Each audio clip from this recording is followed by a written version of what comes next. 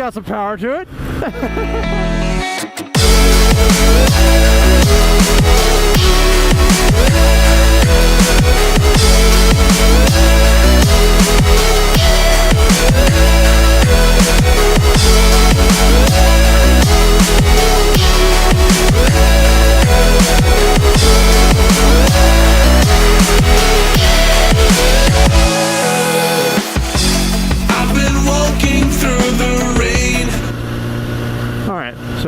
An FZR-600 from I think it's a 95. I'll have to check for you, but it's, as you can see, it's got some flaws going on with it, but we're just going to address the positives first, and I'll get to that little bit of a list later there. So it's got about there we go, about 90 horsepower. It basically is an R6, but it's detuned, so it doesn't have, I think it had 100. This has 90 horsepower. It weighs about 460, which is interesting because, and that's what I love about weight distribution here, is my Ninja 650R weighs 460 pounds and has less power, but when they're dead stopped and off, this thing feels way lighter, possibly because it's smaller. Like I said, weight distribution is done a little bit differently on this bike. It just feels so smooth, it likes to rev out. Has about the same red line as my Ninja, actually, which is kind of funny.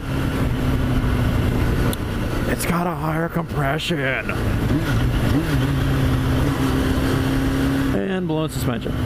So, yeah, I'll get to that. It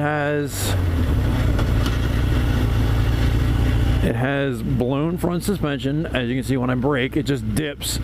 And with the brakes, it either has nothing or everything. So it just slowly does nothing. Oh, you got a little grab, and everything, and it just snaps down. So you got to be really finicky with it. But other than that, as long as you can work with some of its foibles, it's a great little bike. I wouldn't recommend hopping on it for a first bike, but hey man, you do what you want. One thing I'm not too thrilled about on this bike is the shifter. So like, and I've ridden a few different bikes, sport bikes and nakeds and such, but this thing, it's just, the shifter is way higher. Like, it's almost like they want you to have race boots on. Like my Ninja, I can just go, there's a little blip on my foot, I'm good. This, I gotta like actually throw my foot up here.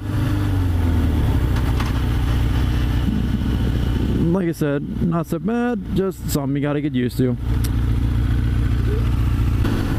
So, during the day, you're like, okay, it's not bad, you can manage that.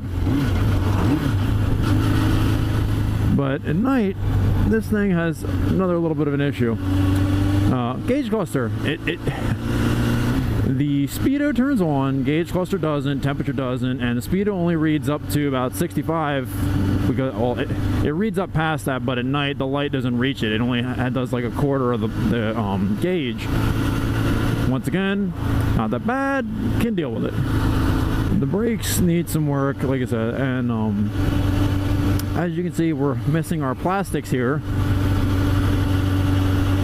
So that gives you cafe racer mirrors, because if you know this, the upper cowl is where your mirrors are actually supposed to go. But since when the mutual friend who loaned this to me doesn't have that, the mirrors aren't there. Once again, not that big a deal, something you gotta get used to.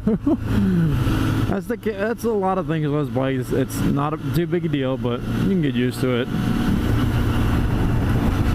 It's definitely fun to ride. It's definitely a blast. You're going to be smiling and giggling the whole way you're driving it. Trust me.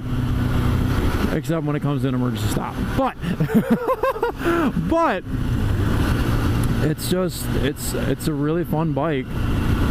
And this is kind of the reason I'm hesitant to get a older sport bike. It's just naturally, as they get older, parts are harder to find.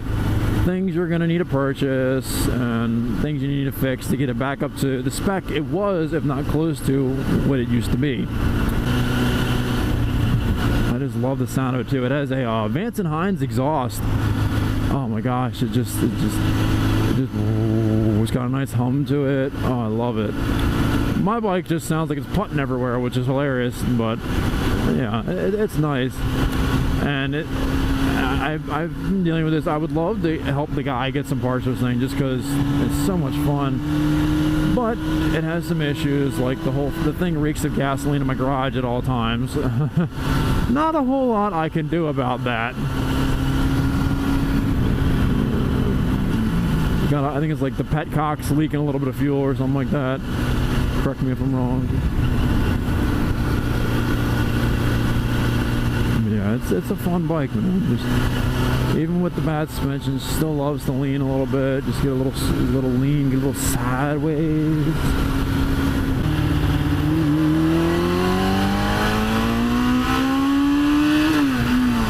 You can literally hear it climb onto the cam.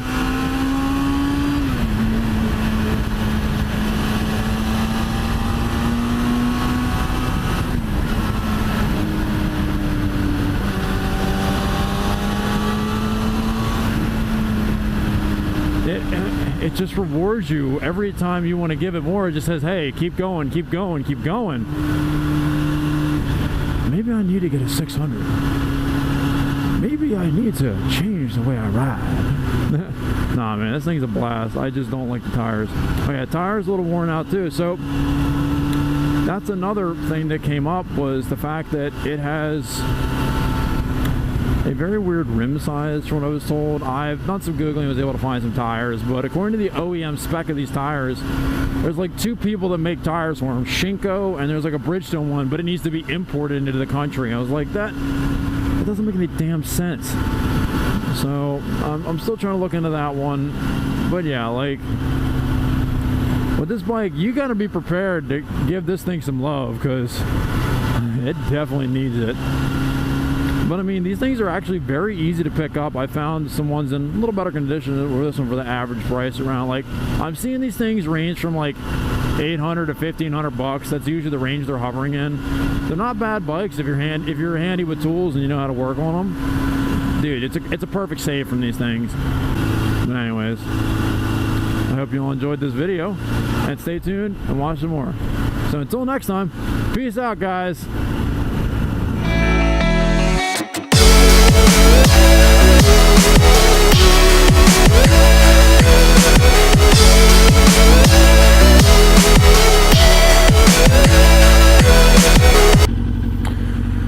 Alright, so after driving this thing for a little bit and trying to get it reviewed here, lost the peg. Like, driving and fell down on the damn ground.